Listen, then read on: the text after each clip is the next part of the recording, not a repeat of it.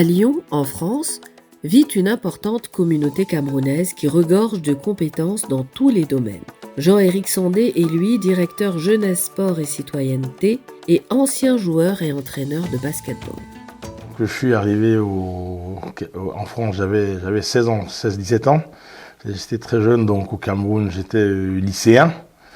Et c'est suite aux Jeux de la francophonie, à l'époque ça s'appelait les Jeux de la Confégesse.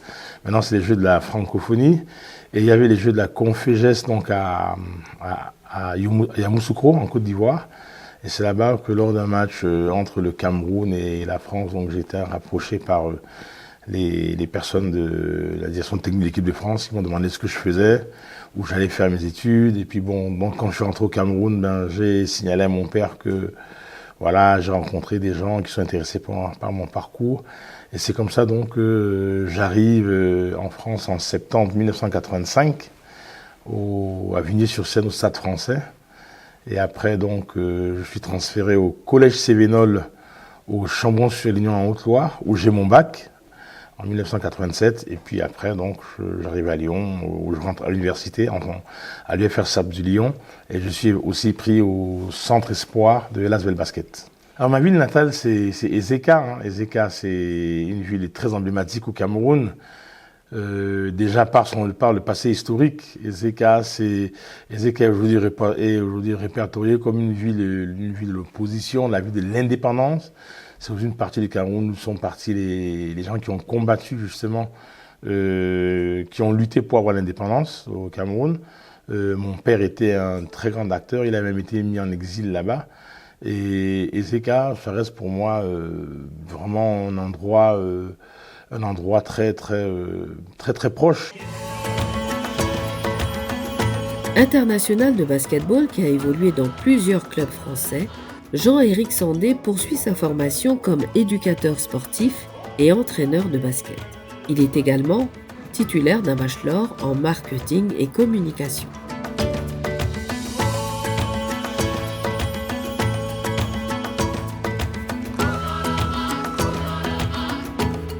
J'ai passé une licence STAPS ici à Villeurbanne, pas loin d'ici. Et cette licence m'a permis d'enseigner l'éducation physique et sportive dans les établissements scolaires de la métropole de Lyon, aussi à Pont-de-Chéruy, aussi à Saint-Maurienne. Et en même temps, j'ai passé les diplômes d'entraîneur. Après la fin de ma carrière de joueur de haut niveau, je suis devenu entraîneur de basket. Et donc tout ça m'a permis d'intervenir dans les clubs. Et au cours de ces 30 dernières années, j'ai beaucoup travaillé pour des clubs, des structures qui avaient pour but l'insertion, l'éducation par le sport. Donc ça, c'est des faits.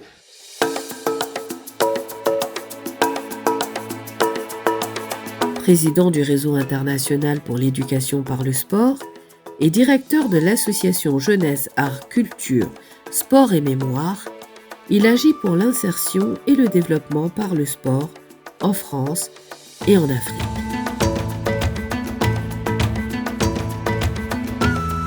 Alors Jean-Éric Sandé, c'est le fondateur même de l'association. Maintenant, il est le directeur technique. C'est lui qui gère, qui crée, qui met en forme tout ce qui se passe en France pour tout ce qui est clan inclusif et sur l'approche de l'emploi des personnes invisibles, comme ils les appellent, les invisibles, qui sont sortis de tout système, que ce soit en France, en Afrique. On a une grosse action avec les pépites du Cameroun, au Cameroun. Alors, l'association Jeunesse, Art, Culture, Sport et Mémoire a été créée par moi et d'autres personnes en 1997.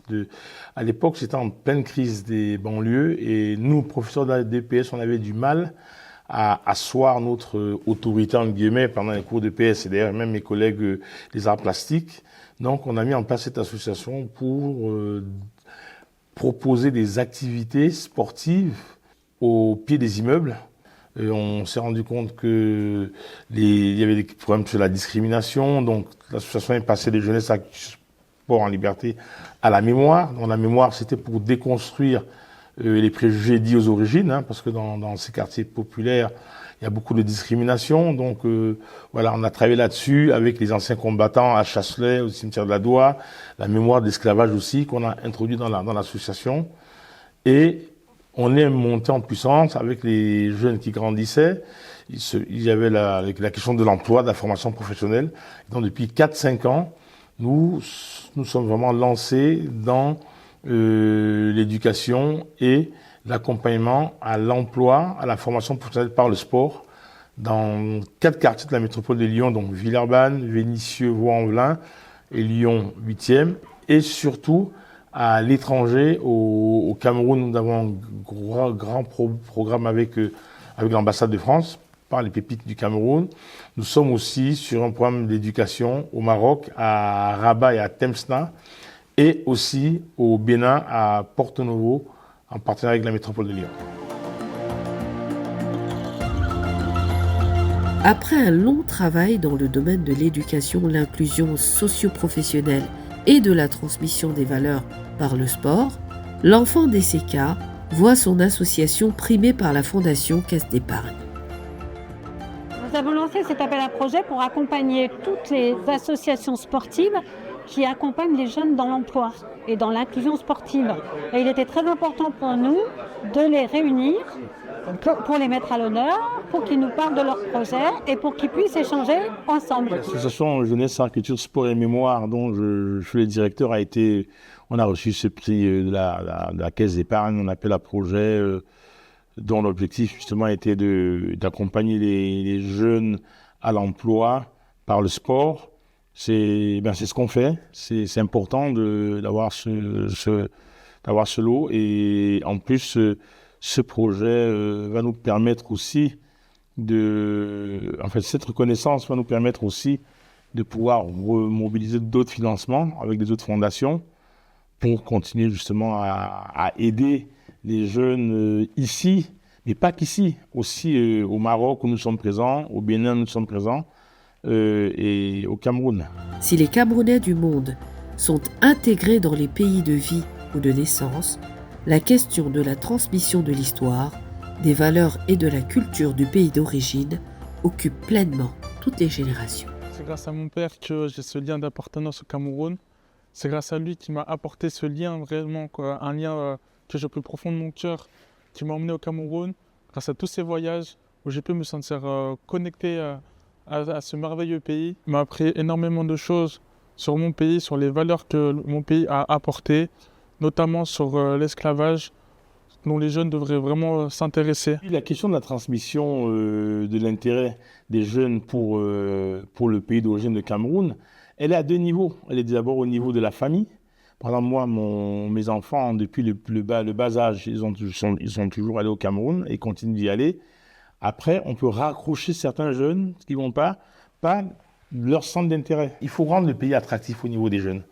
Si c'est pour aller au Cameroun et pour rien faire, ils n'iront pas. Il faut que nous, on rende le pays attractif. Mais ça, c'est notre rôle aussi. Donc, nous, les gens de la diaspora, nous, les Camerounais du monde, on a un rôle essentiel et il faut vraiment que les gens s'appuient sur notre connaissance des 2 territoires, des 2 cultures et aussi, surtout, la connaissance des programmes qui existent là-bas et qui existent ici. Donc, je pense que nous devons être incontournables pour l'amélioration des relations entre le Cameroun et les différents pays. Et moi, je vais dire entre le Cameroun et la France. Parce que je suis un Camerounais du monde, France. Après son cursus universitaire, Jean-Éric Sandé, toujours attaché au Cameroun, tranche sur le dilemme de beaucoup de Camerounais du monde sur la question du retour au pays d'origine ou de rester en France. En 2010, après avoir fermé mon magasin de vêtements urbains, je me suis dit que j'allais rentrer au Cameroun définitivement. Mais vous savez, quand on est habitué, qu'on est habitué à vivre à Lyon, moi Lyon, Villeurbanne surtout, c'est vraiment mon deuxième chez moi. J'aurais du mal à partir d'ici. Et donc je continue à vivre ici et là-bas. Donc pour moi, que je sois en France ou que je sois au Cameroun, c'est pratiquement pareil, puisque à partir de la France, on arrive à agir au Cameroun. Et dans 3 semaines, par exemple, même pas 3 semaines, dans 1 semaine, il y a un skatepark qui va être inauguré à Yaoundé. On a travaillé dessus à fond avec le service de coopération économique de l'ambassade de France, avec la société Hurricane à Montpellier. Donc voilà, que je sois ici ou là-bas, pour moi, ça n'a pas d'importance. Le plus important pour moi, c'est que on puisse avancer ensemble. Parce que Cameroun, c'est déjà pas mal. Après, il faut justement aussi qu'on vienne en appui au gouvernement, qu'il y a des politiques de jeunesse. Au Cameroun, dans les zones urbaines, il y a beaucoup de jeunes, ils ont mis en place les conseils, les CPMJ, les comités de promotion de multifonctionnels de la jeunesse. Et ça, c'est des choses intéressantes. Et donc, voilà, il faut vraiment qu'on aide le gouvernement à assurer leur mission auprès des jeunes. Et puis nous, on est prêt à le faire.